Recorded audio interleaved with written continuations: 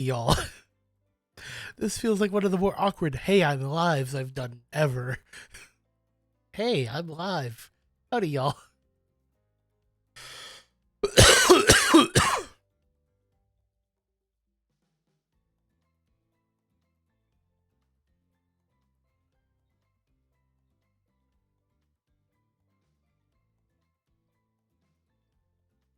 Okay.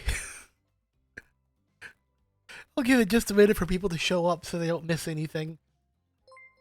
Linksy, thank you for the 5 months in a row. I'm sorry I'm starting late. It will be on my second YouTube channel where I will upload this whole VOD afterwards. Hopefully I don't forget to. But I'll make sure it's accessible. Kate May with the host, thank you. Let me give you a shout out.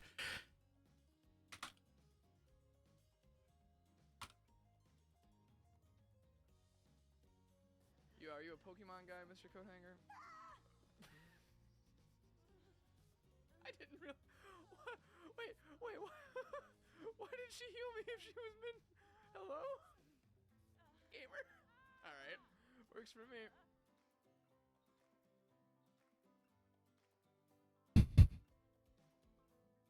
That's quite the clip.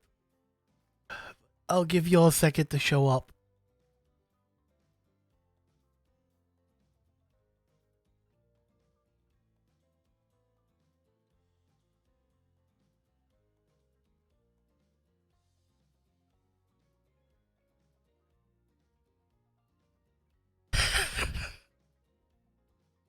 Silver. I think Spirit, because I haven't seen anyone do a full Spirit playthrough. I've ended up seeing pretty much all the others.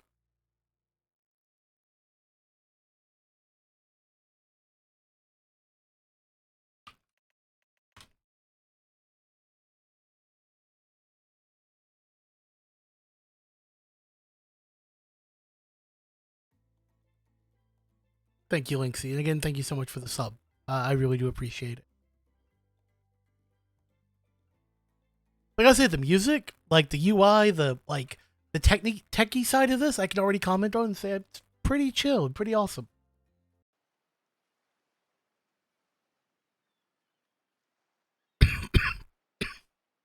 I actually just cut my throat. That's an excellent start to the game. You wake up on the beach, soaking wet, salt water stinging the inside of your throat as if you nearly drowned. Water falls through your mouth as you open and gasp for air. You have no memory of how you got here. In fact, you can only remember your own name, but not where you came from or a single fact about your life. You do know is that despite the outrageous beauty of the landscape around you, you feel incredibly sick to your stomach. Cough, cough. Wow, really went down the wrong pipe, huh? Need a minute or can I go on? We need a minute, narrator. Because I can give you a minute. We have plenty of time. Endless. Really. In eternity, if you catch my drift. Whoa, not now, Ocean. Sorry, Laird. May I continue? Please, go on. Okay then, as I was... Cough, cough. As I was saying... You look down at your feet, ankle deep in the crystal blue water of a newly arrived wave. As the ocean recedes back into the ocean, as the water recedes back into the ocean, reveals a grotesque discovery. A decomposing face stares up at you from beneath the sand. All you can do is vomit, a stream of dark bile, bugs, worms, and other ick. Is this a romanceable option? Because I feel like I'm ahead of the competition.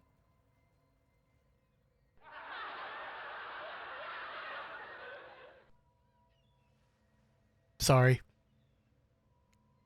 Questions stream through your mind. Where are you? How did you get here? Who is behind this incredibly charming and well-spoken voice in your head? However, answers don't come easily. Your mind is completely blank. What will you do? Of course, we're digging the face up. You brush the sand away from the half-buried human head embedded in the ground before you. There is no body, just this head.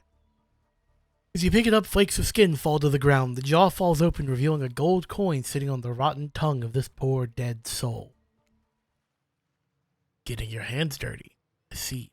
I like that. You're a take charge type.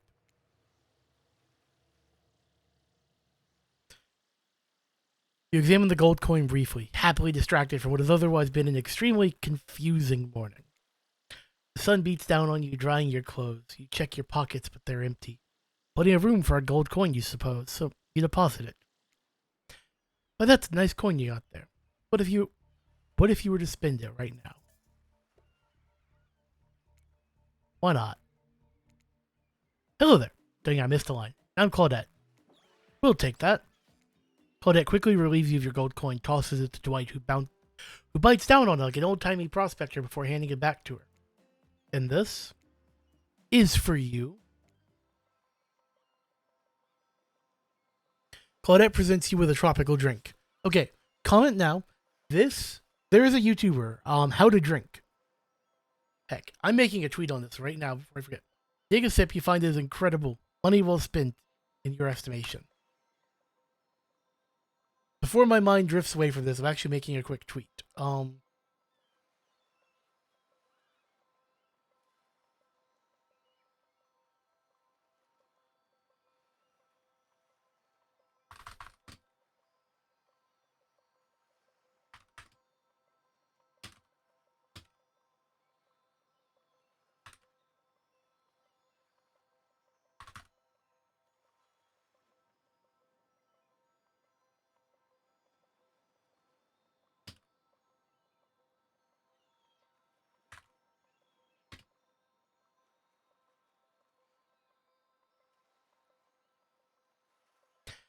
And yes, I just tweeted at a very successful YouTube channel.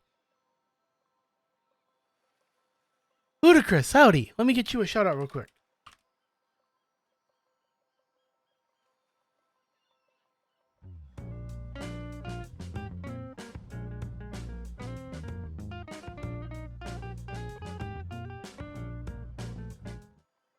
Yes, Silver, I just added him saying he should make it. Okay. I wanted to click somewhere without advancing the chat. But I gotta ask, could somebody maybe design the next one of these dating sims to be all-inclusive? It really takes some of the fun out of a fantasy vacation to be watching your wallet the entire time. Honestly agree. If I'm gonna be stuck on an island with 4 murderous people, I'd like for my finances to be taken care of. I'd like to have paid for all of it up front. Thanks for the drink. It's quite delicious. You're welcome. Did someone just thank us? Go with it, Dwight. It's normal to be thanked for doing a good job. Trust me on this one. Your mind doesn't have a chance to linger any longer on your current situation as you feel something soft bump into your foot. Wilson! When you look down, you find a volleyball sitting in the sand there next to you. You stare down frozen. A voice calls out from behind you. Little help, please. Thank you, Ludicrous. Someone in my corner here. You turn around, and when you see what's waiting for you, your jaw just about hits the floor.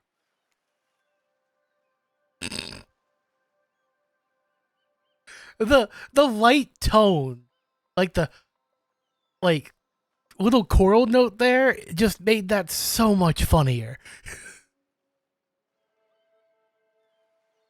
And the tone change when it got to Trapper just makes it.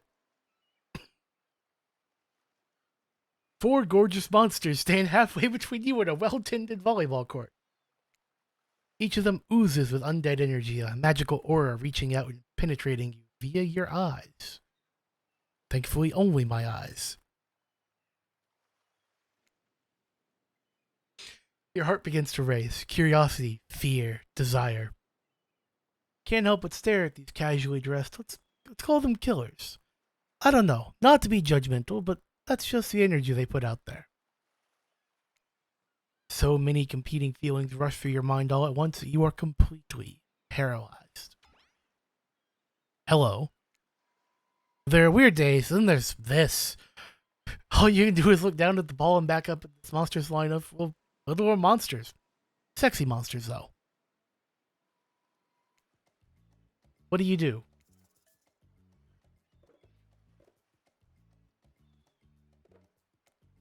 You bend down, grab the ball. It's warm from sitting in the sand on this beautiful day. When you give the ball a toss, it arcs beautifully through the air and lands right in Huntress's. Not bad, stranger. Huntress's muscles ripple as she grips it in her hand. You look up and down and consider what it might be like to be held tightly in those strong arms. Warm, perhaps, but maybe a little sweaty. That's okay. It's natural.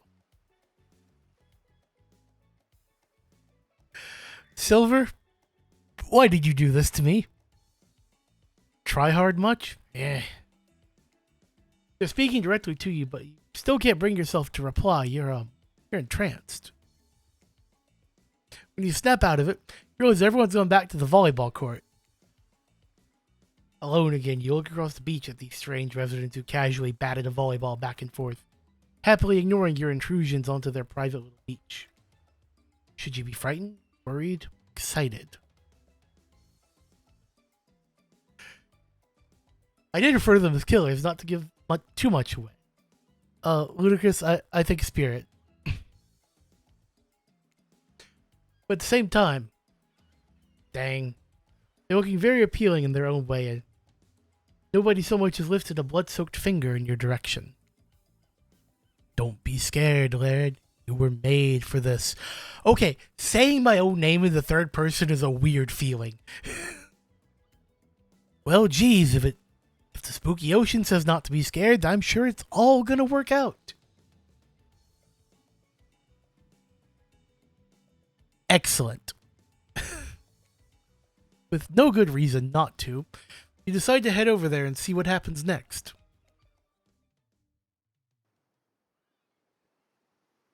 I noticed none of the chairs seem trapper-sized, if you catch my drift.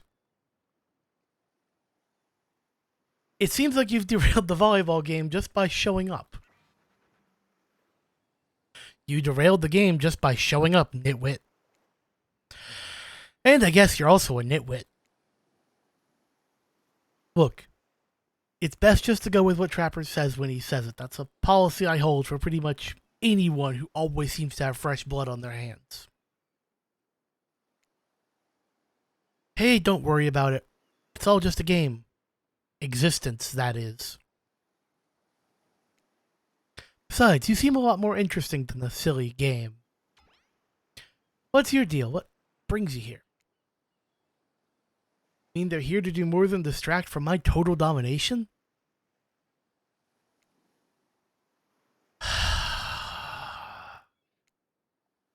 That was Wraith. That sigh means he was done with the game, too. Either that or he saw Butterfly or something. Look, I don't care why this slack-jawed moron is here. I resent that I am not a slack-jawed moron. I just want to know, can I kill them or not? You know you can't. At least, not yet. Oh yeah, not yet. Laird, you might want to, say something. Actually, never mind. There'll be plenty of time for that soon enough. I never noticed how two of them have green eyes. That's a weird thing.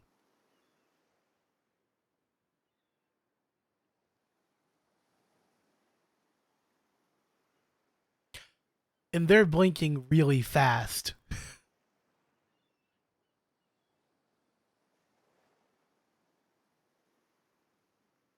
Right now, this group has some questions for you. But be warned, answer quickly and answer well. This is a timed quiz and will be very important later. Very important. Or not that important anyway whatsoever. Probably that one. I can't remember. How attractive would you say you are? I've never thought of myself as attractive. Whoa, watch it. You're beautiful, you hear me?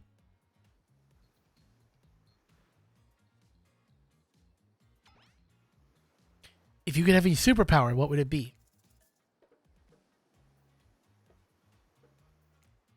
Flight, for sure. Technically, I suppose I can fly. Honestly, it's not all that it's cracked up to be as far as I go. I'm still not where I want to be. What was your best subject in school? History. Nice. It's important to know what came before so that we are not doomed to repeat humanity's mistakes. I mean, we will anyways, but still.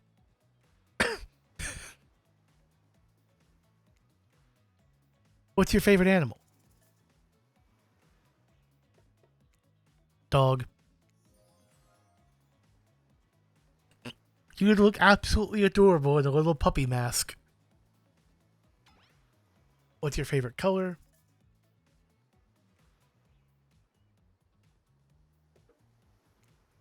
Red. Some call it the color of love, but love is just another word for pain.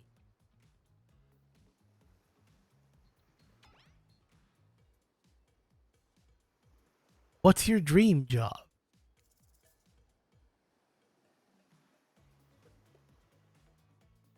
Neither options I'll take. If we get to do what we really want, why work at all? It takes a lot of courage to break free from society's expectations to climb the ladder. Only she could spin laziness into some kind of grand crusade, these darn millennials. Best flavor of ice cream.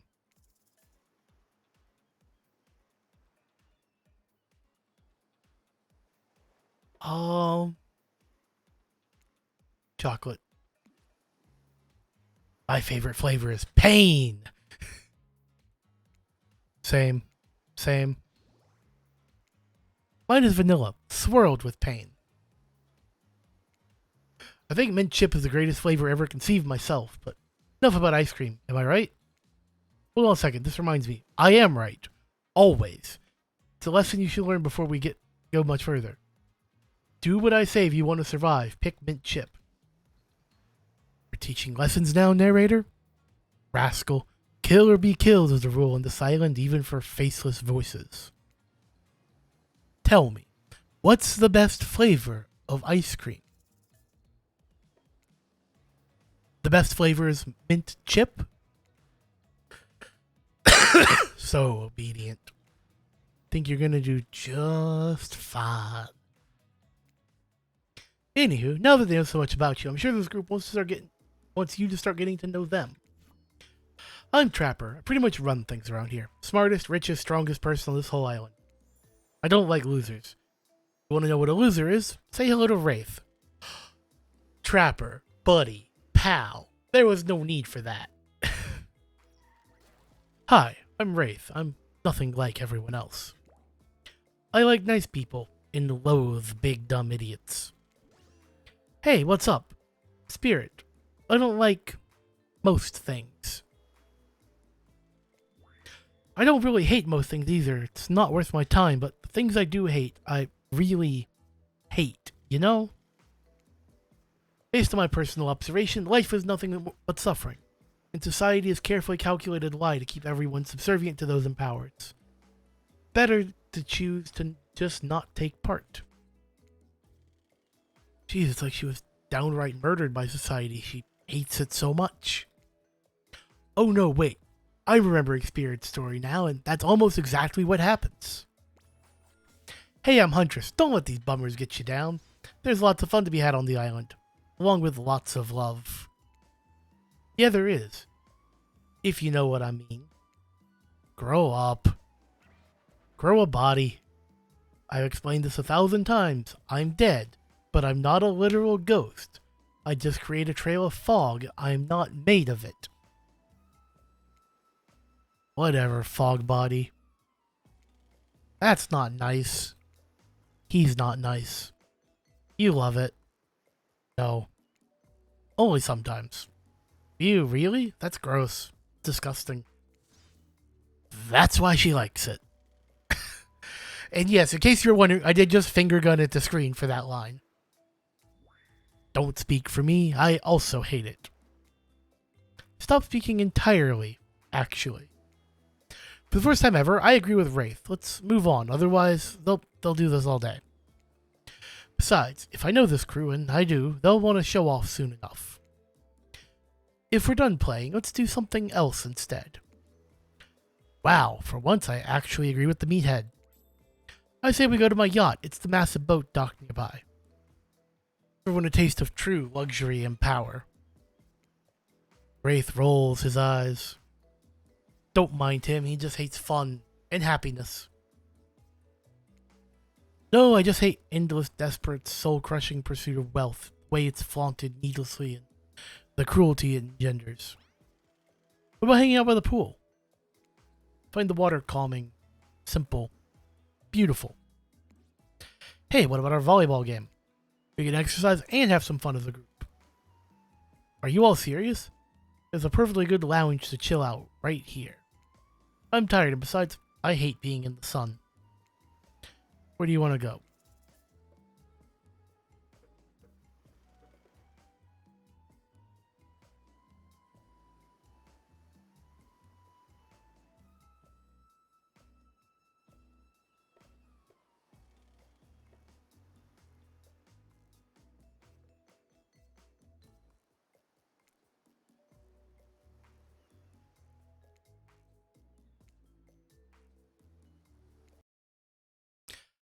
Misunderstood the choice there.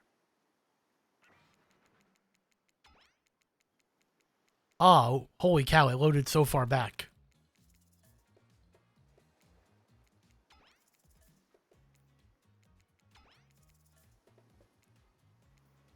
Hi, Skies. I'm doing a reload because I made a misclick.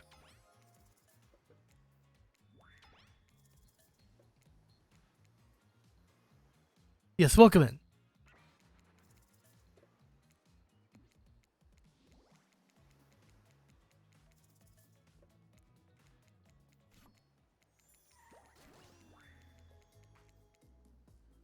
Yeah, I'm like, I kind of had to guess there, and I'm like,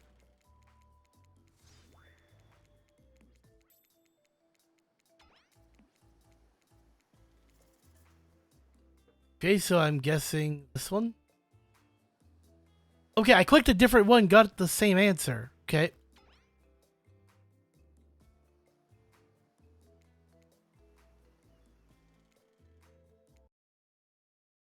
And yes, I'm stubborn enough to save scum this.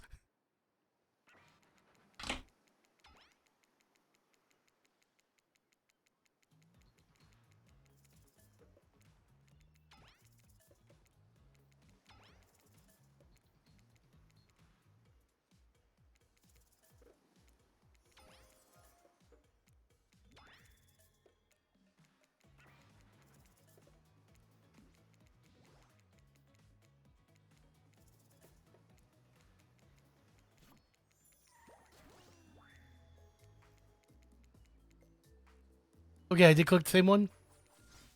Oh, it's in reverse order. They explained it. Okay.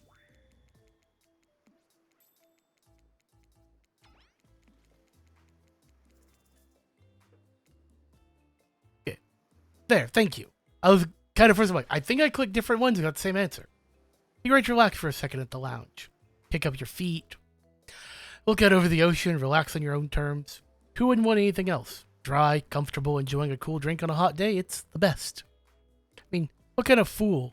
What kind of monster? What kind of mask-wearing psychopath would finally be granted a break from constant grind of chasing and fighting to get ahead and then choose to exert themselves in, quite frankly, any way whatsoever? She's lazy. Why am I the only one who gets it? It's time to stop living by their rules. I won't do it any longer. Yeah, we should probably give her a second to calm down. Hold on. Just one moment. This is Dwight and Claudette, our activities coordinators.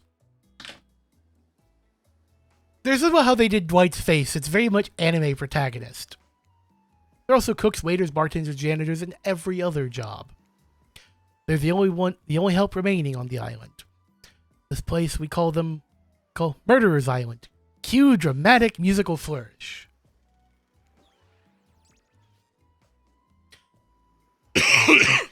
None of the others survived. Oh yeah, something is wrong with his hand. Survive the interview process, I mean. Hence why we shall heretofore refer to them as survivors with a capital S. These two have worked here a long time. So long, I don't actually know how long it's been. Sorry, anyway, I should probably let Dwight and Claudette do their mandated jobs. They sure look happy, but they're vibrating with a nervous energy that's starting to give me the creeps. That pose. We will now escort the group to the venue of your choosing. However, in the future, we recommend waiting for us to present you with your options whenever possible. And don't just run off to various activities unsupervised. Howdy, Lunaris. And I can tell y'all don't read my going live notification because I changed it today. We don't have much autonomy around here. The least you can do is allow us to do our job. Most you can do is help us get off this island. Dwight. Yes, pardon me. Please follow us. Hey, narrator? Yes, is there something I can help you with? Those two. Claudette and Dwight, did they just mention something about wanting to escape? Is escape an option? Should I be trying to escape? Escape? Them? Oh, no. Oh, I think you're mistaken. See, no, Dwight was asking help to get off this island, though. Oh, right. That. Yes, that's true, he was, but he wants to get to the other vacation island getaway, a couple miles south of here. There's much fancier accommodations in this island. It's one of those big corporate outfits, quite exclusive, where all the famous celebrities hang out, very luxurious. Doesn't quite have the charm this island has, though. Trust me, you wouldn't want to go there. With all that money comes a lot of restrictions. This is where you belong. Now, off you go. It's time for an activity. On this island, your decisions matter. Mostly. When I agree with them. Not like that other island. So, what'll it be?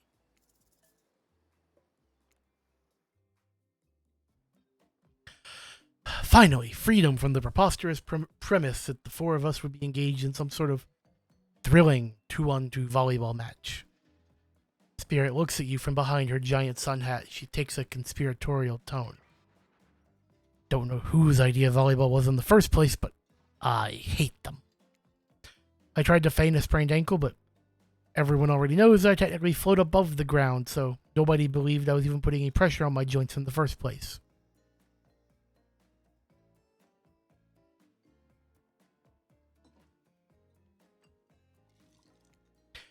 Then, I tried to annoy everyone by not giving a dang, and when that didn't work, I tried whining, and when that didn't work, I threatened to kill every single person on this island, but turns out I'm not the first to toss those kind of threats around on this island. So, thanks, I guess, for getting it called off. Are we threatening to end each other again? Now it's Dwight who takes on a conspiratorial tone, his eyes shifting as he slips into a loud whisper. Please, just make it quick.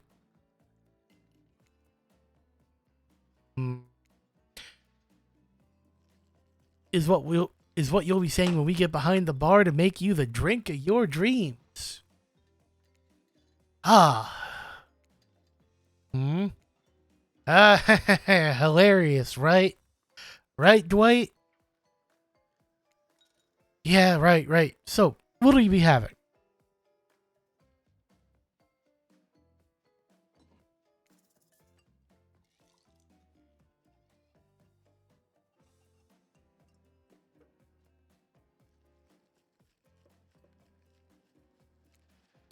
On a day like today, I could use something strong. Scotch on the rocks. Hoda uncorks a very expensive-looking bottle of top-shelf liquor and pours you a glass. Do enjoy. Who would drink that? Smells like kerosene. You need to embrace the burning. The burning. Poor Wraith. Oh yeah. Why would you embrace that? Burning is... Wraith stifles a sob. No, I can't even think about it. Then don't. No skin off my back, you weirdo. Come to think of it. Strong, expensive, better the longer you leave it locked in a basement. Scotch is the best. Trapper guzzles half the bottle and burps. It'd be disgusting if it wasn't so... No, disgusting is exactly what it is. Since we fulfilled your request, time for you to return the favor. Should have known there was a catch. Icebreaker time. Oh gosh, you gotta pull out the Titanic? Swear, if I'd known they'd pull this faux enthusiastic community building garbage, I'd suggested we attempt to walk to the lowest point of the ocean before I ever set foot near this bar. You don't think it'd be kind of fun? A little fun? Never mind, I hate it. This sucks, but it could be fine or whatever you say. Has anyone seen my hat? I've literally never seen him in a hat. If we must make small talk, I'm at least picking a topic before we end up forced to do some lame improv game that nerds learn at their non-sports after-school activities I definitely never did because I'm no nerd. Methinks a certain someone doth protest too much. Sitting here on this beautiful sunny afternoon, warm sand beneath the cool The Taco Mom, thank you for the raid.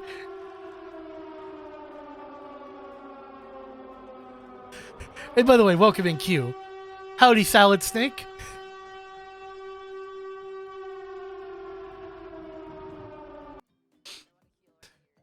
Of all games to get raided during, howdy, Pig Poacher.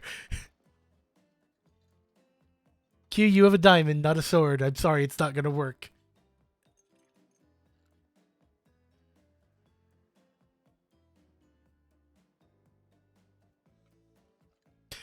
Warm sand beneath the cool fog beneath my severed feet.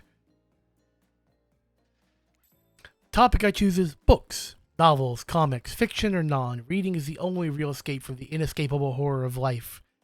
The escape into your own mind. Okay. Howdy, bot doopy. I was reading a book earlier today, so this is kind of funny. It's a sci-fi piece. It was written a few years back. It's called Second Paradigm.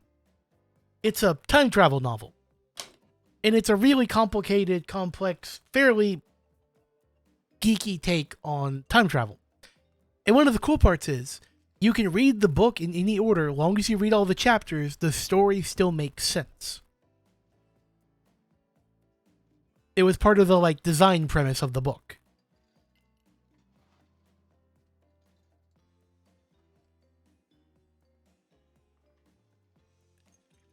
A groan rolls through the crowd. Not a lot of readers here, I'd imagine. Based on that response, they were much more enthusiastic about drinking. Considering the situation we're in, it seems an appropriate time to ask you. Laird, what's your desert island book? The one book you'd bring with you if you were, on an island like this. Oh, and it has to be classic horror for reasons that should be obvious. She means because this is an island of horror villains, and also those books are all in the public domain. Nothing too modern. Humanity has really gotten soft these past 100 years, so what's your favorite?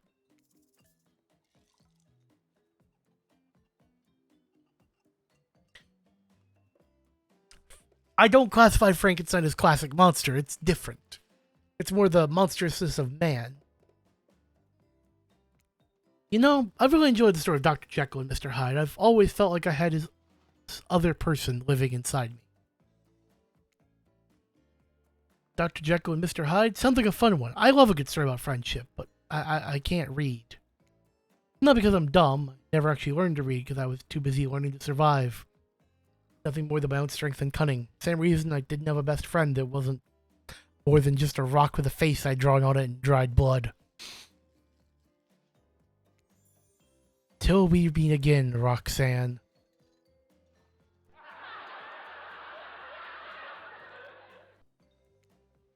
Huntress looks out towards the horizon, and there's a moment of silence among the group.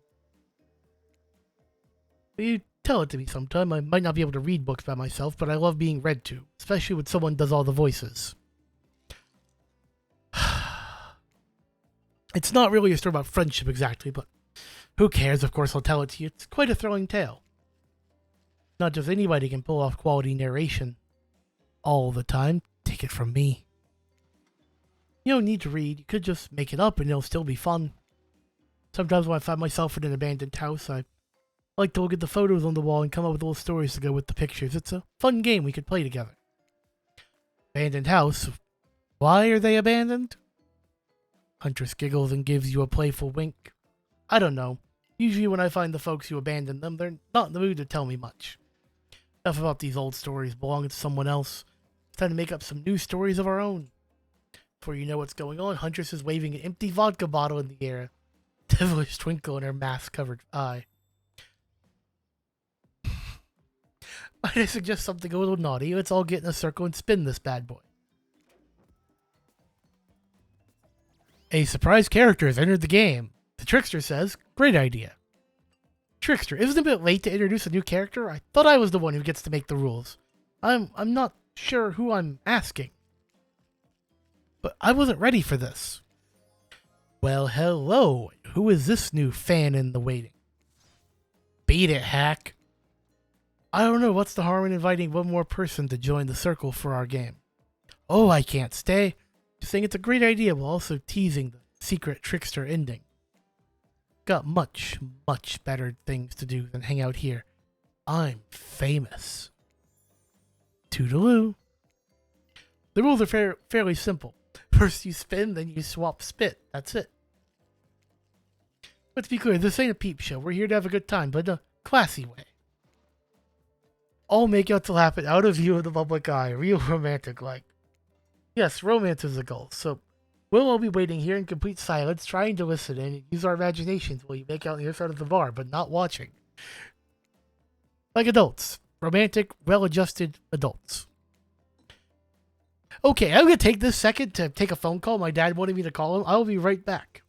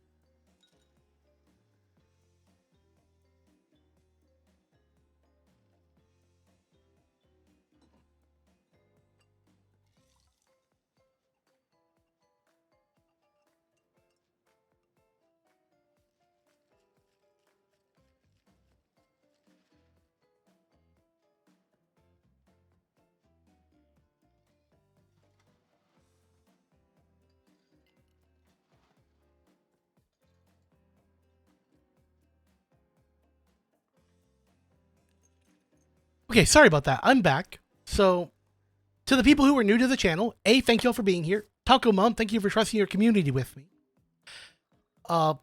C, for a proper introduction, howdy y'all, my name is Laird. I'm traditionally a Blight main who streams a lot of Dead by Daylight, but one of my mods, Cough Cough Silver, gifted me this game, so we are playing it on stream. If you're enjoying the content thus far, be sure to tell Silver thank you. Howdy, Cryptic. Laird, you're up. Oh gosh, third person's still getting weird. You grip the bottle in your hand, put your fate in the hands of the empty bottle gods. Minigames consist of 2 parts. On top, a pointer, which rotates in a clockwise direction. On the bottom, a target you're going to be pointing at. This here upcoming minigame is a special minigame, perfect for the less coordinated because there's no winning or losing. Well, not technically. Wherever the pointer stops, that's your result. Suppose if it doesn't stop where you want it to, that's a bit like losing, but no one has to know if you don't tell them.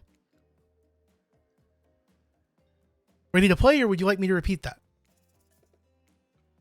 Ready. Away we go.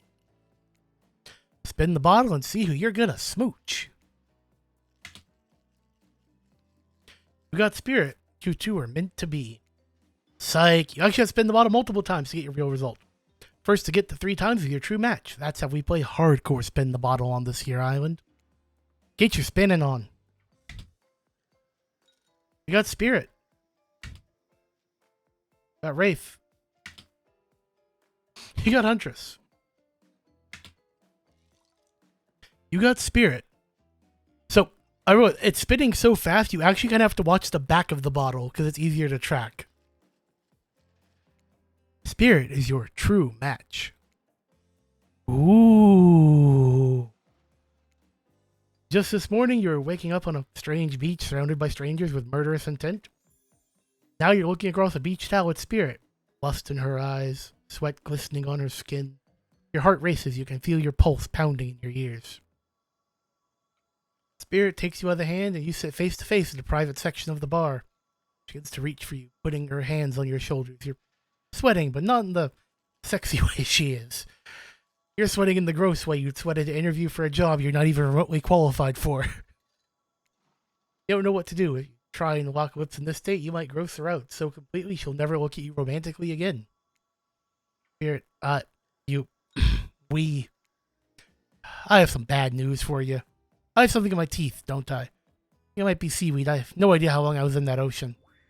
No, well, maybe, but that's not what I was going to say. This is not happening. Not now, maybe not ever. They think I'm going to make out with some stranger just because a bottle told me to? They've got another thing coming, and so do you. Namely, a katana in your heart if you even try to make a move under such absurd circumstances. I wasn't gonna. Yeah, I know, you seem pretty harmless. Not at all that bad to kiss, if I were interested, which I'm not at this moment in time. Are we gonna tell them we kissed? We are. I'm not above lying to get what I want. So think about me being not that bad to kiss. Was that a lie to get me to play along? If you want to know the truth, figure it out yourself. But don't expect this life just to hand you gifts like me. All I was handed was pain and suffering. Treat me well and I'll return the favor. Otherwise, try a different route and see what happens. Okay, the monster eyes don't blink. I was curious, so I had to stop for a second. Hate to break up such a passionate moment. Can only assume it was passionate because we'd never spy on you constantly while you stay on this island. But dinner is being served right away and we must insist that you join us. We wouldn't want anyone dying of starvation. And there are so many more interesting things to die from.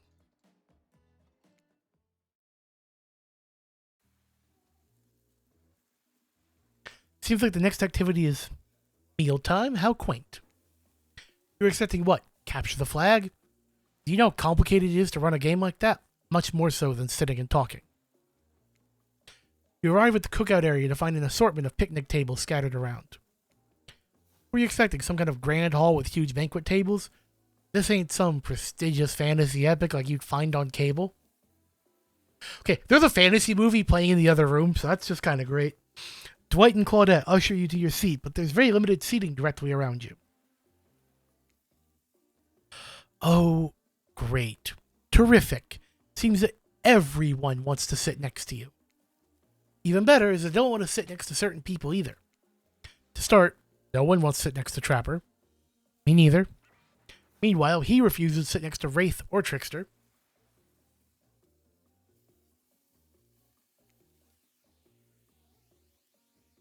Oh yeah, Trickster is here. Surprised? Yeah, well, they don't call him Expected Stir.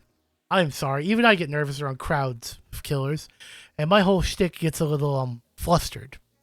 I feel you, narrator buddy. Hey there. You're looking good, Laird. Real good. Okay, they missed an opportunity to make him wink instead of blink. And we literally can't let Huntress and Trapper sit together. No, seriously, their arms are too big. They can't fit the table even if they sit side by side. So he can't sit next to either of those three. Look at this. We can't even fit everyone on screen at the same time. You'd probably think it was an error, but it was not. It was completely intentional. Let that be a lesson to you. Every error you think you see is a choice. Got that? Okay, Dwight and Claudette are directing traffic. You sit on one side, the rest of them will sit opposite. Huntress and Trapper can sit at the ends with their enormous sexy arms. Now that everyone is seated, we can begin dinner. Tonight's meal was prepared slowly and carefully with both love and hate for 12 hours over a spit. We hope you all enjoy. We really, really hope you do. Hey, you didn't actually tell us what you're serving. What are we eating? It's meat. Seasoned with a specific number of special herbs and spices that we simply can't divulge. Okay, the meta humor keeps cracking me up, and I hate to have to explain all this. But the people who made this game made the Colonel Sanders dating sim.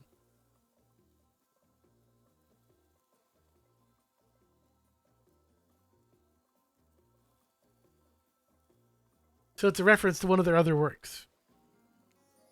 My favorite. Meat is good. Meat's murder. Which you know, considering what you've been up to. Who are you to get judgy now? I'm just sharing facts. You need to murder something to eat its meat, so that's like technically true. Technically true is the best kind of true.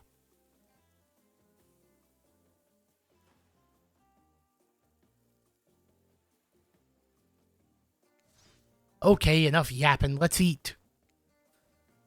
Hey, Laird, you thinking what I'm thinking? It's gonna be some personal in that spit, right? Or several parts of overlapping people, perhaps? I haven't seen many pigs wearing palm tree button-down prints, you know?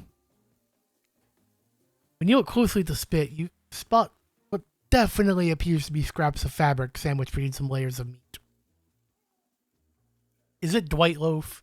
Did they just cook a Dwight and then, like, bring back Dwight number 2? I think I might be sick. Is there anything else to eat? This took 12 hours. And we do literally everything on this island.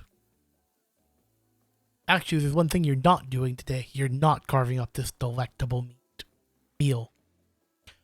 Wow, he's right for a change, because I am, with my broad axe, is the perfect tool for easily chopping anything in twain. First, who says in twain? Sometimes I swear it's like we're all from completely different historical eras. Eras. Second, I'll handle this with my cleaver. Fast, powerful, clean. At least it's clean when the meat is cooked. No blood. You two and your ridiculous bicep swinging contest enough. Grow up. Obviously, my katana is the gorgeous katana is the only option. Obvious. The hell it is. I'll show you both my katana and send you to actual hell if you'd like. Please stop. I hate when we fight or talk or even when we look at each other in the eye. Same, buddy. I can do it. I have the skull of Azarov. Great. Instead of slicing it up, you can club it to a second death. Hey, Laird, I know this isn't what you want to eat, but hurry up and volunteer to carve up dinner. It's Felix. Poor guy. Blight's not even in this game. Otherwise, this will go on for hours. No hyperbole. They once argued over who had the most effective weapon for 24 hours straight. It doesn't matter which one does it. They'll take even longer cleaning their weapon, all while explaining the virtue in maintaining your tools. Despite being a bunch of cold-blooded killers, for some reason, they're always terrified of tetanus. Hey, why don't you just let me carve up dinner? Splendid idea. We'd hate for it to get cold. We hated when it got cold. Here's a machete, freshly sharpened. Minigames consist of two parts. On top, a pointer which rotates in a clockwise direction. And the bottom, a target which you're going to be pointing at. Sometimes target is immediately visible, sometimes it's hidden until the pointer arrives. Press the spacebar to stop the pointer over the target to win. Fail to land on target, and you will lose. To achieve perfect success, land on the start of the target area, not the end. Okay, ready to play, or would you like me to repeat that? Okay, time for some skill checks. You missed completely. I was expecting DBD like skill check speed. Perfect. Not bad.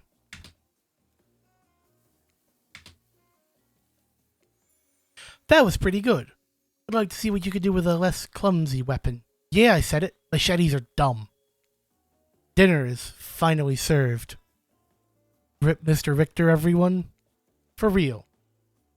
The sounds, especially coming from the mask killers while they eat, which involve lifting their mask and shoving food up behind them, are nasty. Spirit, meanwhile, doesn't even eat. She's the only one who seems to really be embracing being dead. They're all dead, right? Like, this is obvious. It's obviously hell, I mean. Come on, we're still trying to be mysterious here. You think mystery comes easy? Claudette and Dwight aren't the only ones who've been working their backsides off to make this night perfect. Well, at least they're lifting their mask. This is only 99% as disgusting as it would be if they just tried to match stuff through there. Spirit, why aren't you hungry? Two best things about being dead is not having to eat. It's only one thing. Think about it, Laird. Number two is no number two. One less thing to think about in the afterlife.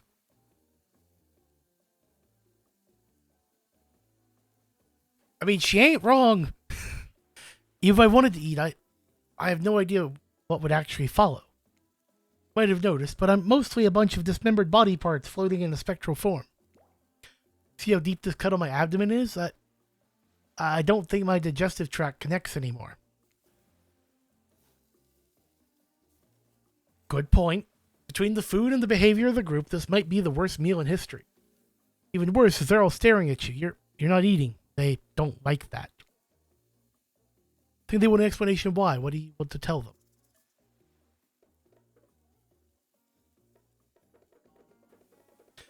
Drum roll while I think. Wow, you ever see a seagull that big? I haven't. That's incredible. Anyway, what were we talking about? Lame misdirect.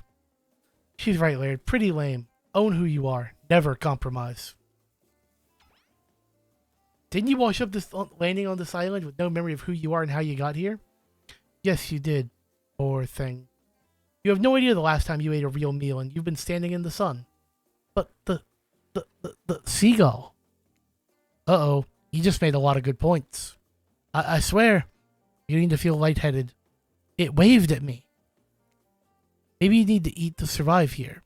Either that or someone poisoned you. No, wait, you haven't eaten, so you can't be poisoned. Whatever the answer, you're clearly about to pass out. Oh, hey, it's me again. Your friend, mentor, and guide, narrator to the narrator, the Ocean. Not sure how I feel about that characterization, but I'll allow it. I brought you here. I might be the only one who can help you out now.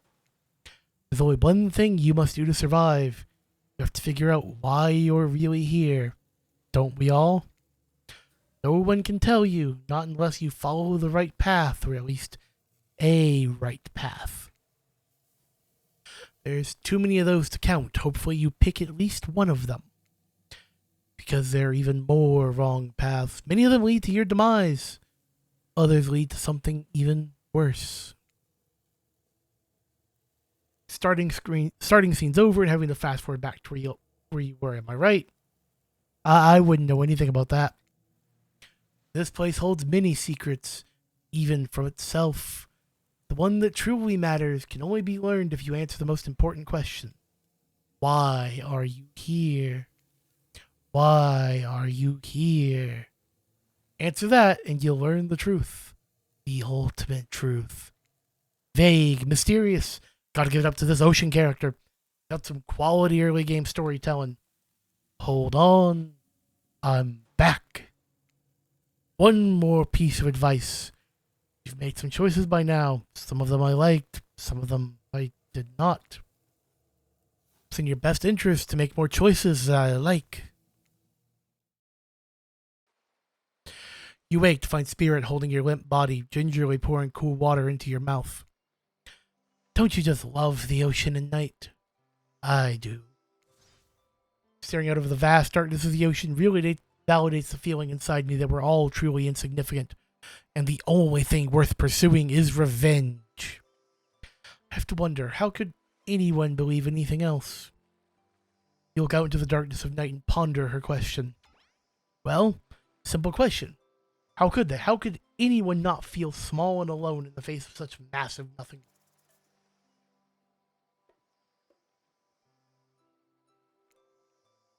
Maybe it's Spirit's words, maybe it's the ocean, or maybe it's always been this way.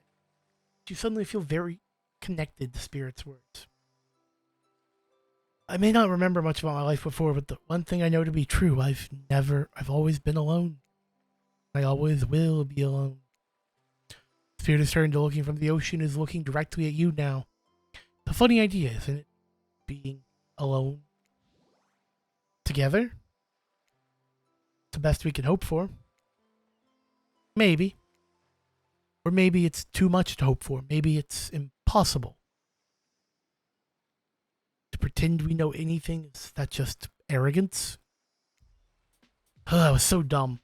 So busy trying to please everyone and be the perfect student, perfect employee, perfect daughter. I didn't take care of myself, and now I'm all I've got. First of all, I got distracted from my true purpose, my destiny. Purpose that was sitting inside me my whole life. Okay, so this might sound silly, but Spirit looks around to see if there's anyone on the beach. When she's convinced that it's only you two, she continues. There's a dragon that lives inside me. I've always known. I've tried to ignore it. When I couldn't ignore it, I tried to push it down. I'm so stupid.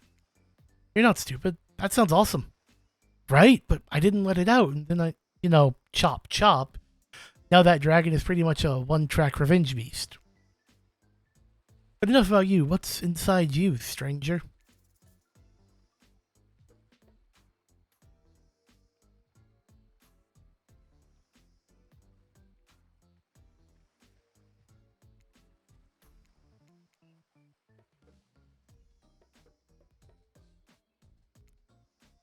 I'd kill to have a dragon.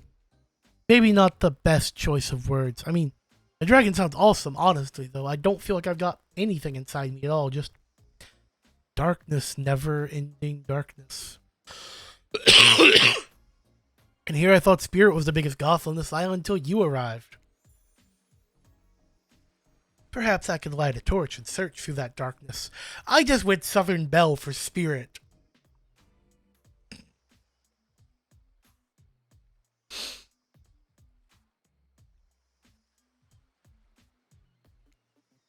Just as things are really heating up, you hear a flurry of footsteps behind you, and you quickly spin around, ready to fend off whatever new danger has popped up on this strange island. Only to find it's Dwight and Claudette sprinting across the beach, clipboards in hand with which they're waving in the air above their head. It's very important that we stick to the itinerary. I'm going to grab a drink real quick, guys. I will be right back.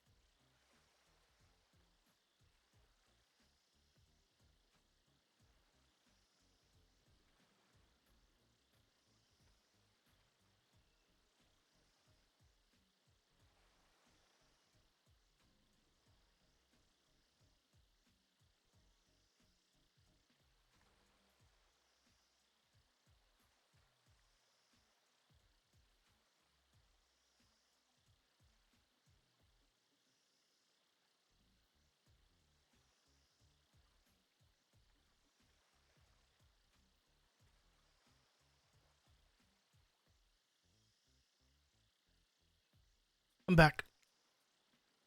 And it did each event as scheduled. Playing sick for cute flirt points was not part of this evening's activities. That strictly slotted in for after campfire story time. At this rate, we'll be late. Playing sick? No, I was... No time for excuses. Well, there is, but that's scheduled for what comes after the flirting. I don't have a bunk, but I got this. Wait, nope, wrong one. I got this.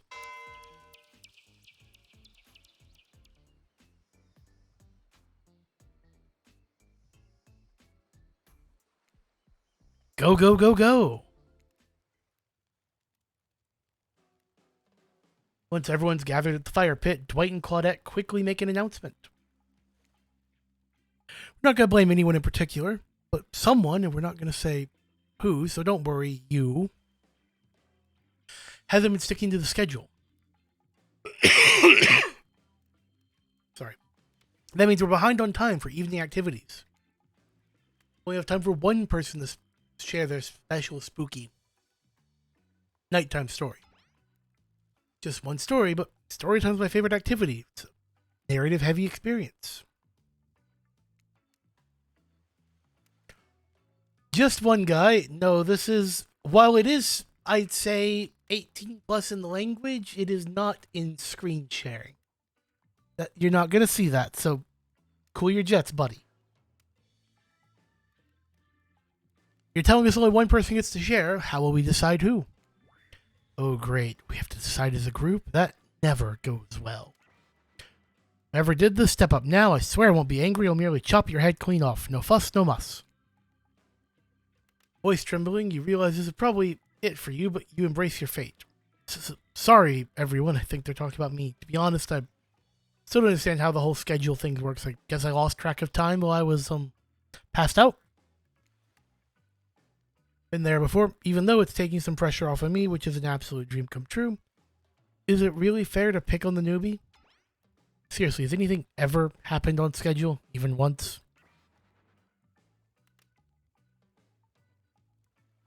Dang it, Donald, you try to flex that authority gimmick one more time, so help me. Snap your head off so quick, then I'll drown you in his blood, Cynthia. Fuss and muss are back on. Do you know I love to hack, slash, and slice? We all know you love to kill. It's almost all you talk about. Nobody named any names. Nobody even knows any names. Not us. I renounce my name. Who's Donald? Who's Dwight? Who even knows anymore? Call me nobody. We still gotta get started on story time, so... Laird, who do you think should go? Ah, dang it, that's a name. Please pick someone quickly so the tropical vacation doesn't turn into a bloodbath.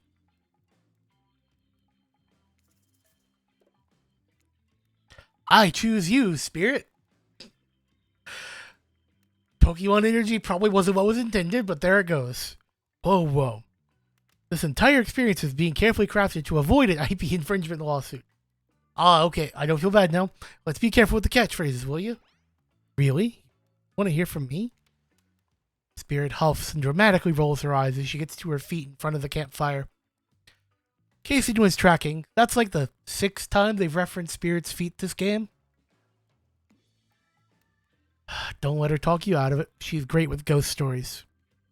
I don't know where she gets it, but she comes up with the scariest stuff. Seriously disturbing, even to me. And I literally pulled a guy's skull and spine out once with my bare hands. Talk about garbage stories. Everyone else is going to chit-chat. I guess I can just sit down and... Huntress's eyes go red behind the mask, and both Trapper and Wraith take their seat. They know when it's worth fighting and when it's not. Well, I hate to break it to you, but tonight's story isn't scary. It's a romance. Too late now, though. I was selected, so I'm going to tell my story. Call it The Prisoner's Kiss. You notice that Huntress and Wraith are both sharing a giant tub of popcorn. Nobody offered you popcorn. It was a dark summer night. Rain seeped from the sky like blood from an old wound. Detective Hoda, a celebrated investigator, a renowned hostage negotiator, was called to the scene of a strange occurrence, unlike anything she had ever seen before. She arrived, the scene was chaotic. Crowds had begun to gather. A dozen other officers were doing everything they could to keep curious onlookers away, but how could anyone resist wanting to know more? There, in the middle of the busy market, had appeared a giant box, strange, alien in its appearance, and massive in size. No one knew how it got there. Was it delivered, built on site? Such a busy area, how could something like this appear? Mystery was as if conjured by magic. But this was no illusion. The huge box was very real. Someone was trapped inside. Spirit pauses the story to look from face to face with each audience member. She has no expression, but you can feel her vibrating with energy. She's in her element. "Help me!" cried someone in the box. It was a man, terrified, trapped, imprisoned, his voice trembling. By now it was as if every detective in the city was there, looking at the strange structure up and down, inspecting on every side. It didn't make much sense. There were no doors, no windows, no fasteners or seams. It was completely solid and much too heavy to move by hand. Solid, that is, except for a single small slit, just enough to see the bloodshot eyes of the prisoner trapped inside. I don't know what happened. I woke up and here I was. I'm so scared. Please help me," cried the man, as if pleading for his life.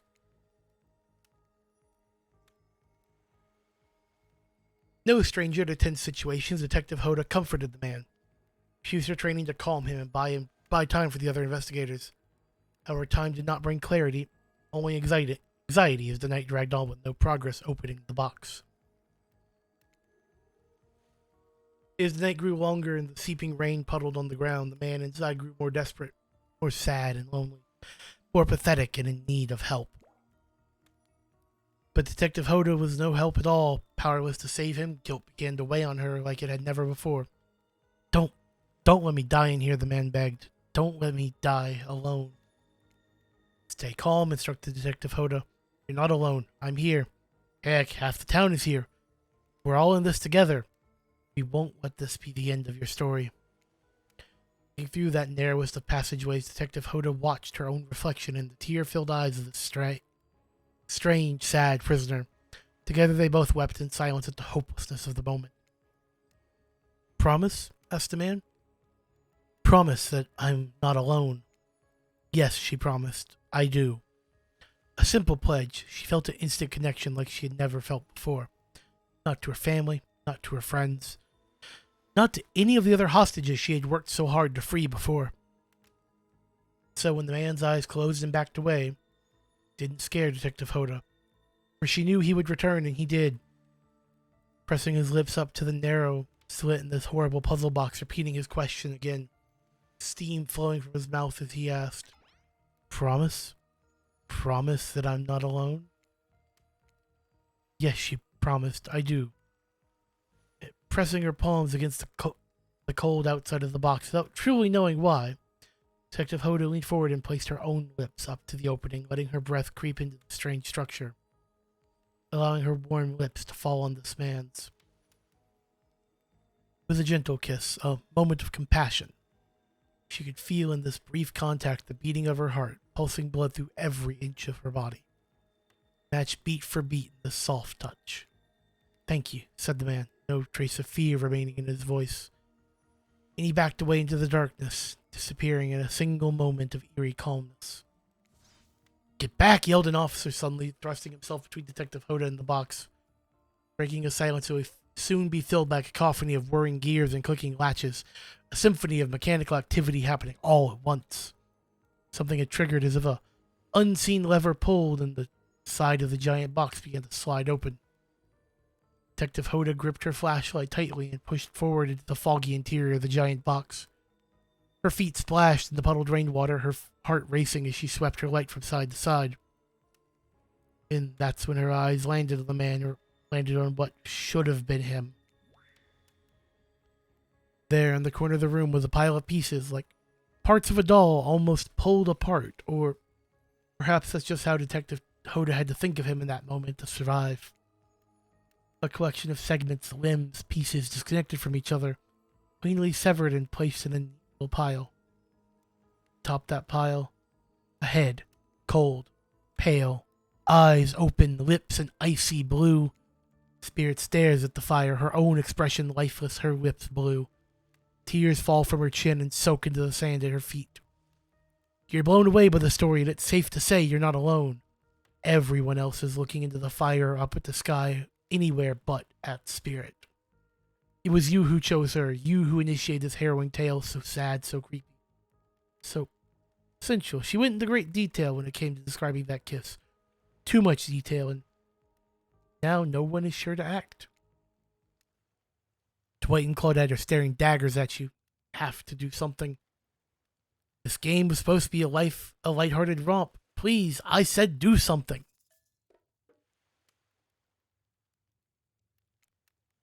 You stand and without saying anything, approach Spirit, reaching your arms around her for a hug. Her robe, hovering in the air, begins to wrap itself around you and squeeze you into her. Kind of like being hugged back, but also like being tied up. It's certainly not what you expected. Instinctually, you pull away, but it's an awkward movement and you nearly fall over into the fire. Spirit says nothing and floats away without so much as a goodbye. You, meanwhile, realize everyone had just watched this truly strange interaction in the corner of their eyes. On that note, everyone decides to take a break and split up for a little bit so they can all have a moment alone before bed. Everyone leaves and you're alone by the fire. The only thing you hear is the ocean slowly lapping against the shore. This is nice. A true moment of peace and tranquility that lasts for all of 7 seconds because Trickster shows up. And he is blaring his latest song. Hey baby, you look lonely. Mind if I join you? Doesn't wait for an answer. I know you've been hearing from these guppies all day, but I want you to hear something from a big fish like me, something special those in charge of this island don't want you to hear. I am the ultimate catch on this island, the only lobster in an ocean of sardines. No one can give you what I can. You just have to find me. Come find me, baby. Trickster leaves. You're a bit confused about what to make of his cryptic clues, but you aren't going to get any time to yourself to think about them just yet. Spirit approaches you. You know, I was watching you while I told my story. Tell it was having an effect on you. This fog that follows me around, I could feel you breathing heavily, taking me in. Silver.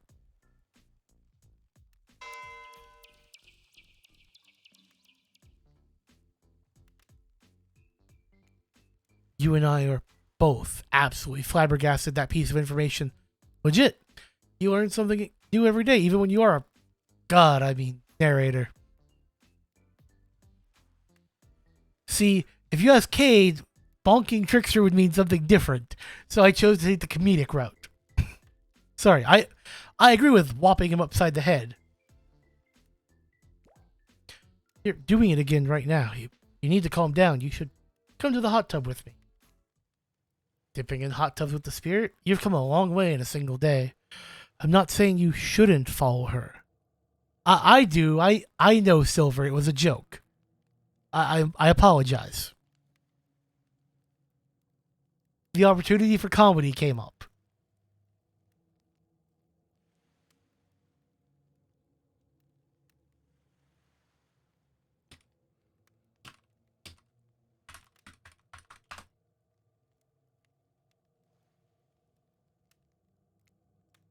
Just don't forget our little talk.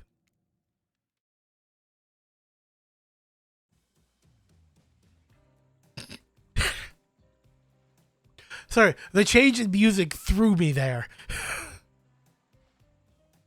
You and your storyteller friend slip into the water. Just the right temperature for an evening dip. Plus, some jealous shark comes along and manages to jump from the ocean to the pool. You're pretty sure your killer companion could handle it. Just want to be totally clear. Even though that story bore some similarities to my life, it was not about me in any way, shape, or form. Not symbolically, not metaphorically, not any otherically. I believe you, completely. Sure. We're cut to pieces in your life, and so was the person in the story. Perfectly normal coincidence. Sure, on this island. You're on this island, trapped, one might even say, in a Most puzzling place. Also a completely regular coincidence. Sure, his lips were blue and your lips are blue. Really, you'd call this blue. Searching for answers, hoping to find revenge. Okay, so the similarities stop there, I guess. Coincidences. Sorry. The coincidences. Get this through your head, whoever you are. Samurai blood runs through my veins, or, well, maybe it's coagulated by now, no need to sweat the details. Regardless, I am a descendant of noble warriors. Thousands of years of training with bladed weapons preceded my entrance into this world. Do you know how many swords that is? A lot. Gotta figure that many sharp edges a person is bound to get disconnected from a body part here and there. The truth is, and I typically wouldn't share this, don't go blabbing about it. Trust me, spirits between you, me, and 6 other people. I dreamt that story like watching a movie in my sleep. And I was just a little girl, years before my father sunk his blade into my skin. I've never been able to shake it. That's a very adult story for a child to dream. Do you believe me? I know we just met, but yes, I do believe you. The way you told that story, it clearly came from someplace deep. Fool! Who taught you to trust a stranger? You're going to get hurt if you don't learn to take better care of yourself. Now you've got me wondering, do I believe you if you believe her or not? If I know everything, because trust me, I do know everything. Don't I already know the answer to my question about if I believe your answer to Spirit's question? Whoa. Ocean Air got me tripping. Sorry, I didn't mean to distract us both. What's important is, a certain corpsey cutie floating in a cloud of magical mist might still be waiting for you to say the right thing. Free her from her puzzle box if you believe that she is a... Dang, it got me going again. Unfortunately, before you can follow this conundrum, there will surely be a mind-numbing cycle of new questions. You find a certain to someone standing before you with a fresh towel ready to dry you off. Sorry, kids, but it's time for bed. I might be the youngest one here, but I'm no kid. I do, however, love being wrapped up in a fresh, clean towel. My mother used to help me wash my hair when I was young. She'd comb out all the tangles and tie a ribbon around it before sitting on my way. I miss her. You watch as Spirit stares off in the distance, her hand gripping into a tight fist. She doesn't notice you're watching first. When she catches you looking, she turns away, roughly grabs a towel from Dwight, and then pushes him and Claudette aside as she floats off. You head over to a campfire. The heat is comforting on this chilly night. You get into the crackling embers. You think about Spirit's story, about the prisoner in the puzzle box. You manage to escape this place. Will you leave with your life, or has it already been taken and it's just a matter of time till you make that gruesome discovery? Before you can dwell too much on your fate, Claudette and Dwight arrive. Their now familiar creepy smile stretching from ear to ear. It's a bit menacing to see a smile like that lit by firelight. We must apologize for the accommodations. We weren't prepared for another guest, so we're going to make you comfortable or die trying. They hand you a pillow and blanket and welcome you to snuggle by the fire. Perhaps some music will put you at ease. Just try to keep the volume to a minimum. Our other guests aren't the type you'll want to rob of their beauty sleep.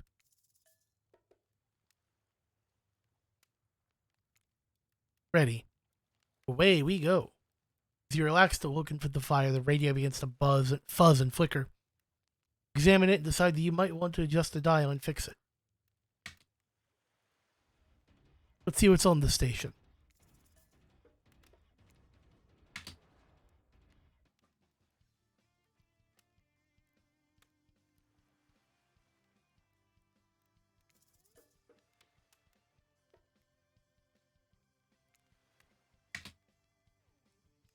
Let's talk about our community. For us, it means two major things. First of all, the community is you out there. It's you and everybody else, either playing the game or talking about the game or creating content relating to the game or being inspired by the game to... This is Matthew Makote, one of their devs. It's everybody that's part of what makes Dead by Daylight this amazing It means groups of people who interact on every single possible social platform in person. It means people who play together. It's even the people who Yes. play by themselves and never talk to anybody. Uh, so it's important for us to be able to break it down and figure out exactly who is part of the community and how do we listen to them? How do we get close enough that we can actually hear what makes them happy, what makes them excited, what worries them, all of this. We need to know about that. So uh, the other part of community for us is the community team. It's our team that we built. Obviously, this was a very small thing 4 years ago. It was pretty much just Dave and Ash and I talking to you live and trying to sift through every single forums, which we couldn't do, to today where we have a team of, I think, over than 50 people internally, some people sitting at their desks in the office, some people sitting at their desks all around the world in different countries to represent the different, pools of people around the world. And then we have, people who are halftime and people who are doing this out of the goodness of their heart. We have people that are part of the mods team, the community management team. It's a big, big, big machine because for you, community might mean you and your friends and the people you play with and the forums you visit, whether it's Reddit or Nico Nico or whatever. Man, All they of these picked a really long conversation. people No matter how many things you listen to, you still can't sleep. You decide to ask one of the killers to spend a little more time with you until you're sleepier. Who would you like to summon to your side as you lay by the fire? Spirit, are you around? I was wondering if I could get a little company. Is he just saying this? Am I just saying this into the air? Just Spirit. Spirit tells you her secret for falling asleep when she's feeling restless. I like to listen to flute music, dabble on some essential oils. It'd steam my pores. Really? But even the dead like to relax. Don't really have any of those things around. Spirit reaches out and presents you with a unique item. It's a small comb carved from bamboo. Guess you could hold on to this. It was a gift from my mother. I will want it back, though, and if you lose it, well, you'll get your revenge on me? If it's the last thing I do.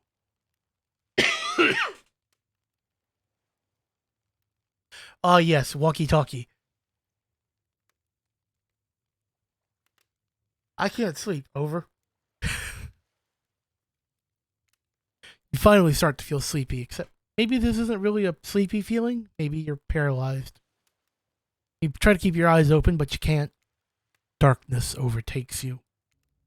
The dark voice from earlier speaks to you again. It shouldn't be as spooky by now, but you've had a whole day of strange voices in your head. But this one is still undeniably odd. The human body is made up of 60% water. Did you know that? Of course you did. Everyone knows that. Even amnesiac video game protagonist. Guess what? Drink as much as you'd like. You'll never get to 100%. Do you hear me? Don't think I don't see what you're up to. You awake suddenly to see someone looming over you. Rafe stares at you awkwardly. He says nothing, just stares. You look to see if there's something going on behind you. Or off to your side, but nope, just staring. Oh, you're awake. Saw you with Spirit right before bedtime. Are you making some sort of a alliance? Are you with? Rafe scans the horizon. Them? Make sure you are who you say you are. I've been burned before, and something seems off on the silence since you arrived. Even more off than usual. Maybe we could talk about that tomorrow. It's just since you got here, I think we could have a really nice day tomorrow. Together. Just you have no idea how long I've been here with these monsters. To be honest, I have no idea either. They're just awful, boring, loud, and stupid. You're different. Someone finally here on my level. You're thoughtful, interesting, gentle. Think we could, have fun. Show you some cool stuff if you want. If you don't, that's totally cool. I get it. No pressure. In fact, probably just forget I was here. Good night. Finally alone, for real this time, maybe. You drift off to sleep again. Hopefully you're not poisoned.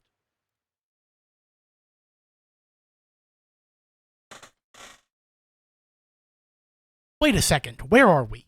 This isn't... Oh, geez, it is. It's one of those reality show confessional rooms where all the contestants talk directly to the camera.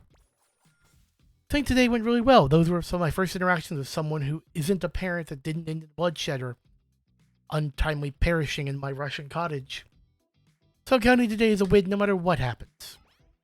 What do I think of the newcomer? Do I have to say? Oh, I do. Attractive, mysterious, shucks. We don't know that many other words, as I was raised by my mom in the woods till she was skewered by an elk and I had to wash her entrails off my Sarafan. That being said, the other three should be on their guard. I don't know who this newcomer will want to spend time with tomorrow, but I, for one, will not let my guard down easily. Knows about the others. Rafe, I think he knows more than he's letting on about this place, but he's a hard nut to crack. Meanwhile, Spirit is just screaming all the time. Major buzzkill, and Trapper. Where do I even begin with Trapper? He's buff, sure, but daddy issues much? Sheesh. Look, I don't need anyone. I've been perfectly fine on my own since my mother died. I eat a fine diet of raw deer, bear, human, and I'm fit as a fiddle. That being said, something about this newcomer makes me think that I might be missing out on some huge part of this thing called life. This is weird. I don't care enough to kill this person, but everyone else wants to. I don't care enough to stop them. I might just have to kill Dwight to feel anything again. I don't really care. This island is full of people who don't like me. So what's one more? Don't want to get distracted from my plan anyways. I know that everyone thinks of me as beautiful, cold-blooded monster. I can't help it. Circulation just isn't my thing. I didn't choose to be cold. This cute hat and robe? Okay, those are a choice, sure. If someone were to come around and capture my heart, at least that beats being stabbed in it. Besides, if I'm gonna get bloody revenge on a society that has used me and thrown me away, maybe it wouldn't hurt to have a little help.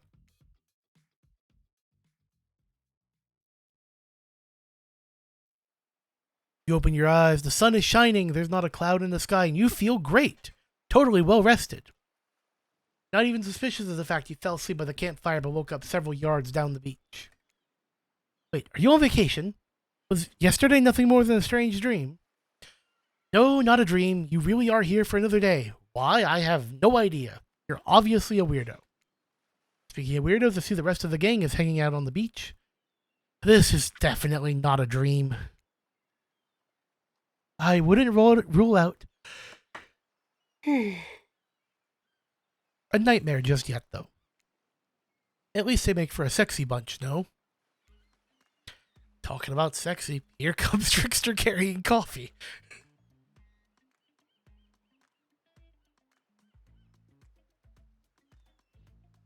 That is a sentence I never thought I would say. Morning, beautiful. Why did I go country? Yeah. Why? Morning, beautiful. I thought you might like a nice cup of joe to start off this incredible day off right.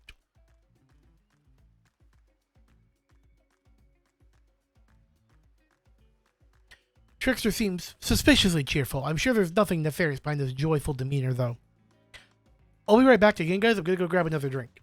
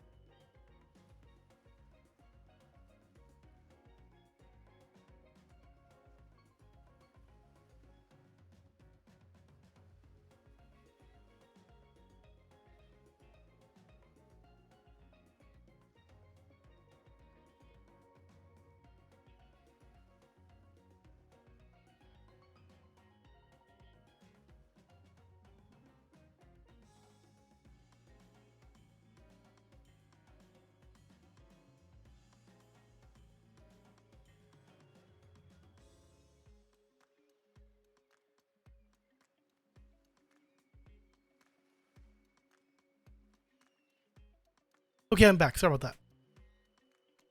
Everyone knows the musicians are morning people. Also want to wish you luck. Today is an important one. My only regret is I won't be a bigger part of it. Budgeting issues. Also, I'm just swamped with engagements, especially on the other island. Trickster winks at you. If you want to ask him how to reach the other island, now is the time. Never mind, he left. At least he brought me a cup of... No, wait, don't drink that. What the heck was that? They don't call him Trickster because he's good on a skateboard. Definitely didn't get that name because he brings people drinks so they can have a good morning. That was almost certainly not coffee, and I don't want anyone casually poisoning, imprisoning, or torturing you. Yet. It's supposed to be a tropical paradise. Type of place you give a 5 out of 5, 10 out of 10, 2 thumbs up, review to not. Eternal prison pain. And please make sure to leave a review. It really helps the algorithm. Just trust me, I'm looking out for you. So can we please move on? Hey. Wait a second. How did a possibly omniscient, possibly unreliable narrator physically just knock that coffee out of your hand? This is not Parliament, and the floor does not recognize the ocean to speak out of turn at this moment. I need no recognition, for I am the ocean. I dominate the land. I submerge those who defy me and become their watery grave. Actually, speaking of graves, I'd like to say something of grave importance. Fine, go ahead. Even if this place is eternal prison of pain, and I'm not saying it is, even a place of extreme horror can still receive 5 out of 5, 10 out of 10, 2 thumbs up reviews. It was crafted with love and or the type of thing you're into. You know, the ocean is right. A lot of hard work goes into a place like this. You should really only judge on the artist's intent and whatever possible. Start from the mindset of giving them the benefit of the doubt. Constructing these elaborate simulations, vacations, is not easy to do. Sometimes there are small bugs or inconsistencies, but that's just the nature of the process. Perfection is overrated. The universe is filled with mystery. We ought to celebrate those who venture to bare their souls as part of the creative process with the ultimate intent of making things for our enjoyment, not often to be overly critical of them. Are you truly trying to sell me on this place being actually being good? You don't have to say it like that, especially after I saved you for that poorly made cup of coffee. Sorry, we should have been here 5 minutes ago. They always do this on second morning. Sad, really. They do make some great points. Oh, sure, they make great points, I agree. Can we please move on? Yes, of course. Apologies, Laird. The last few minutes aside, have you been enjoying your time on the island?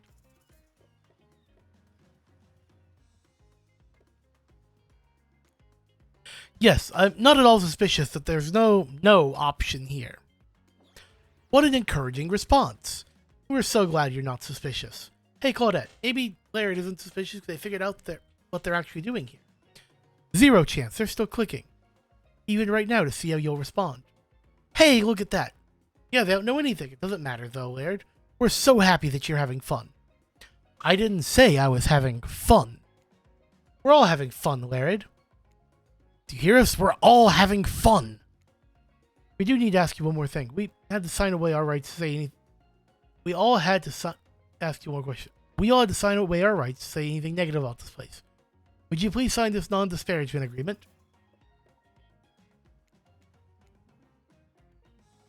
I want to say no to see what will happen, but I don't want to start over. Yes, I would hereby agree to participate in a verbal contract saying that I, Laird, will never say anything negative about my stay here on the island. Perfect. Delightful. Excellent. Yes, yes. Hey, Laird, it's still totally cool if you have constructive feedback. Please leave that in positive reviews. Because we all know that nobody reads negative reviews of games that are on resorts like this. Anyway, I see Dwight and Claudette have gone into a trance, and with the grumbling I hear from your belly, that can only mean one thing. Breakfast.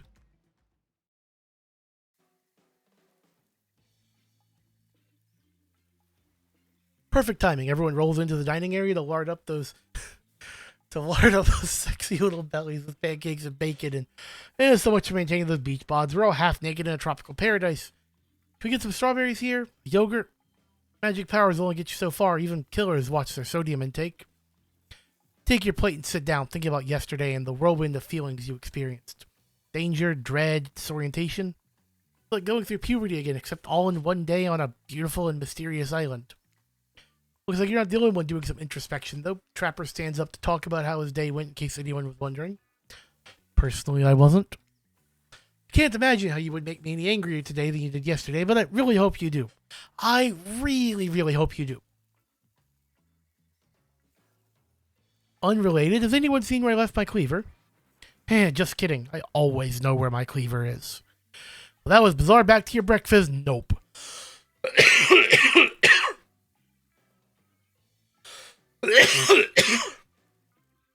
Now Huntress steps up, talk about her feelings. At this point, anything could happen. I'm open to all the possibilities that this strange island has in store. Infinite, Lunaris. How open-minded. Ah, well, that surely must be it. No one else would weirdly stand up and say anything during breakfast, too. And just like that, here comes Spirit. Did everyone sleep well? I did. Should I say, did not. I haven't slept in 20 years on account of the whole burning quest for familial revenge thing, and last night was no different. So in that case, it was exactly how it should be.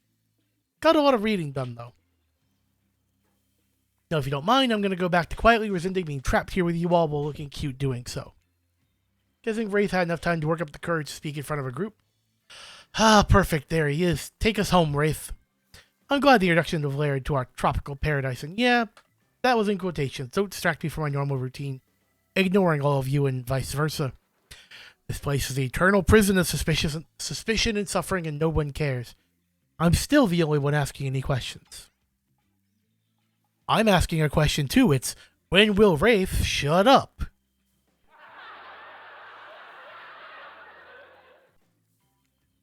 And now they're all looking at you expectantly. Wait, are you supposed to stand up and explain how yesterday made you feel? I think I need to process everything by myself. I'll see you all soon. Dang, what a power play. Keep on wanting more. You're getting good at this, sexy, true-to-life experience. Shame you didn't get to eat any breakfast, but so be it. We're gonna pass out again. After breakfast, you head to the hot tub by yourself to clear your head. Yesterday wasn't short. A lot. Before you get there, though, something catches your attention. You hear that? Who are you addressing? Me? Well, yeah, I guess. That is okay, right?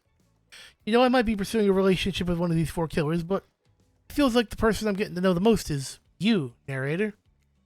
It's only okay in so much as it serves to illustrate that you've lost your mind, seeing how I'm not real and all. Yeah, I heard it this time, and I think it's coming from behind the pool shed. No.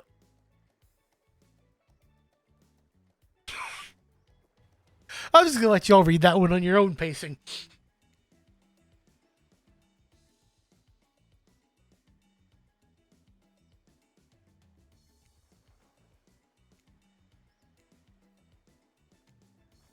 This is uncomfortable. Yeah, that's right.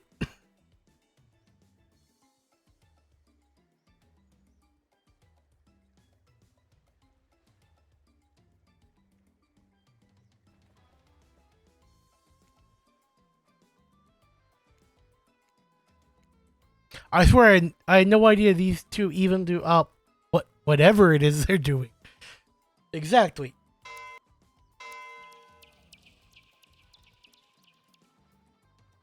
Although they might prefer this one. I'm afraid to look. Please say something so they know you're close by and can hear everything. Oh wow, look at this super cool bottle of Trickster brand suntan lotion. Someone left on a chair. Anyone know where I can buy some? Dang it. Oh, come on, a little privacy, please. Dwight is panting and Claudette has a crazed look in her eyes. Sorry, I didn't know how else to let you know I was here and I could hear you. Well, you know. No, what? What do you think we were doing? You were doing, I don't exactly know what you were doing, but it sounded like, fun? You think 2 people trying to find new ways to kill each other in desperate search to make their own death permanent is fun? Oops. We get 5 minutes to ourselves every day. We spend it hoping if we stab each other at just the right spot, we won't get resurrected. Come to believe the key is finding the exact place we need to bleed out from, and I believe that place is in our appendix. Why else would it be there? It makes sense to me. Do you actually think we were... me and him... Dwight...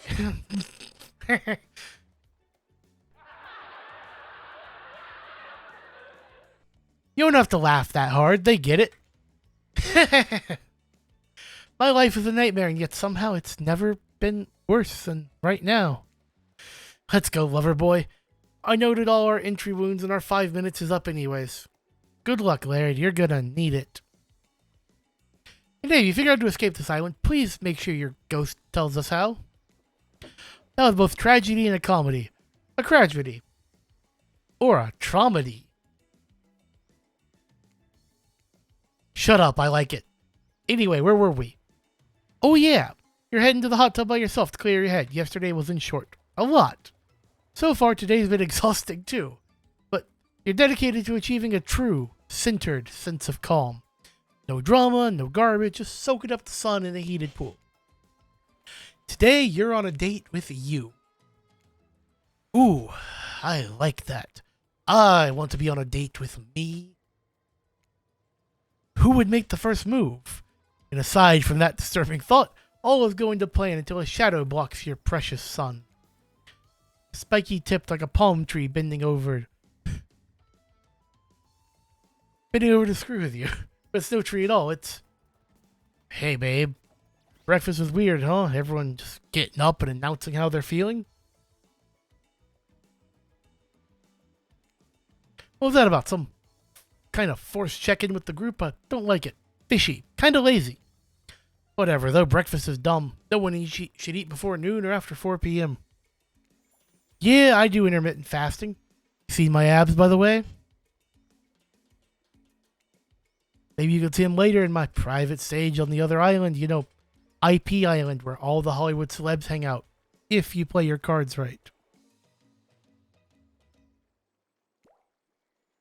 I could give you a private show. I'm telling you, this game is 10 times better with a soundboard on hand. Catch you around. His abs are pretty amazing. Gotta give him that. That blow-up bat, threatening but adorable. Makes for an interesting silhouette. Genius design. He's a psychopath, just like the rest of them. Sorry. And we're not best friends just because we had a little talk about everything. About doing a little talking. It's not an open invitation to go smashing the fourth wall every 5 seconds. Okay, now that that guy's gone and we got some ground rules established that we're definitely going to abide by, it's time to lay back, take some deep, slow breaths, and... Nope, another shadow.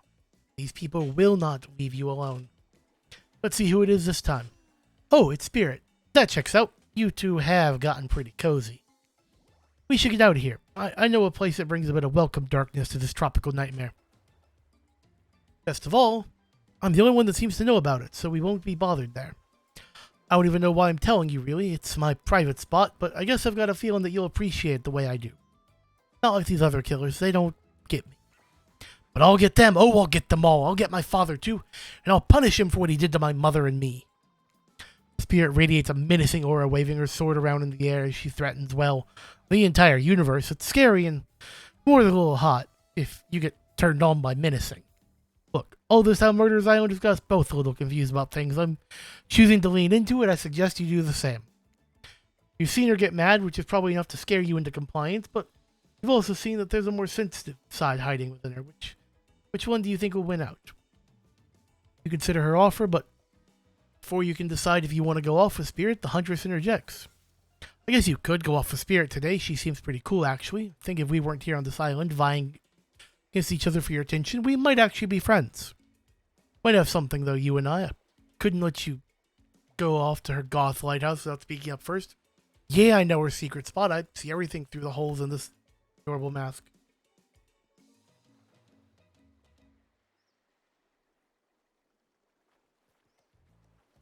Holy cow, that was a massive clap of thunder. So my offer stands. We can still hang out today. Plenty of room in my cabin. Wink. Pretty cute the Hunter thinks she has to say wink wink out loud. The mask barely hides her face. Tough choice. You weigh your options quickly because you can only go on one date today, and also you don't want to get hacked to pieces for saying the wrong thing. It's always good to remember these are cold-blooded killers, but you know what they say. When life gives you lemons, you make lemonade. I'm making a save file because it is thundering outside and I don't want to lose progress. And then die a horrible, retching, writhing death after drinking it because lemons were poisoned all along. Sorry, this island has really got me tilted.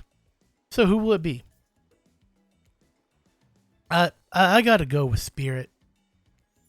You've made the correct decision, but know this. Because you picked me doesn't mean I'm going to slobber all over you like a dog, understand? That's a uncomfortable choice of wording. Well, of course, you've still got a lot to prove to me. I want to believe our connection is real, but I've been hurt before, like, literally, with a katana. Katana that I now wield in spectral form. You feel me? Because you will feel me if you try any of that macho trapper garbage. Yeah, I feel you. Before you ask Claudette and Dwight to clarify, I'll just let you know that, yes, it is too late to change your answer now.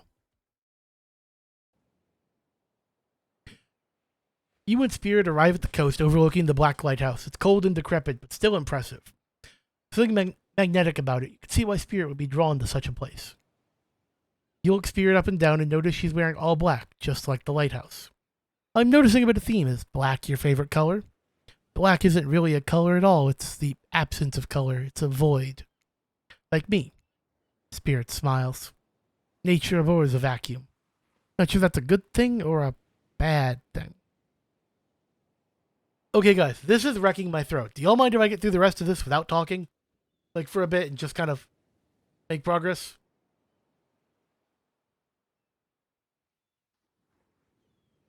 Or would y'all rather I stop and we pick this up another day?